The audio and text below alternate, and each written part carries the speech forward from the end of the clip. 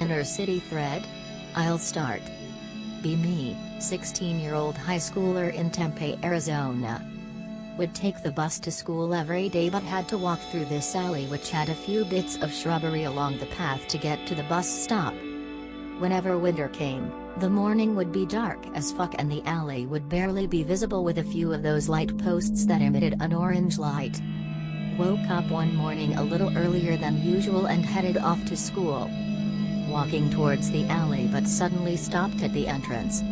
Something felt off about it. It felt like there was this barrier in front of me that had a sign that said fuck off right this instant.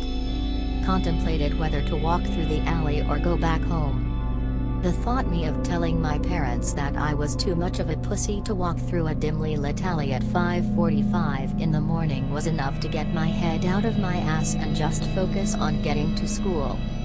Walked through the alley with an immense feeling of dread all the way to the bus stop, but when coming back from school during the day there was no feeling.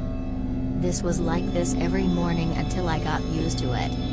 Be a week after Christmas break and back to walking through the alley. Usual stuff, but this would ultimately change.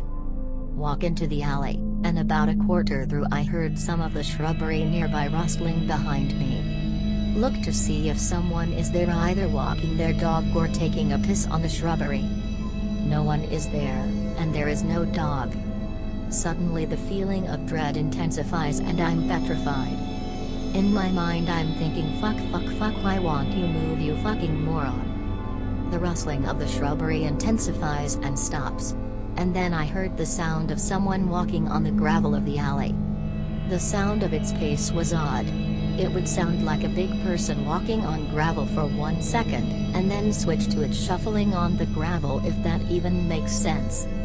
Its pace grew louder and me being the scared retard I am didn't move a muscle. Keep in mind that I still couldn't see this fucker and the sound of it walking was making commit spiritual suicide.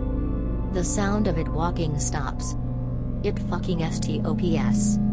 The shrubbery that was in front of me starts to move a bit and I saw its goddamned arm. The arm itself wasn't human. It was completely white and what looked like elongated fingertips that must have been dipped in piles of coal. Worst of fucking all, the arm was long. Too long to be a normal person's arm and extremely thin. This was enough for my flight or fight senses to shove its foot up my ass and tell me to book it. And I fucking booked it. I turned around and run as fast as my shit-ridden pants could allow me to. As I'm running, I hear it keeping chase. It sounded like it was on all fours and was grunting loudly. Try my hardest not to look back.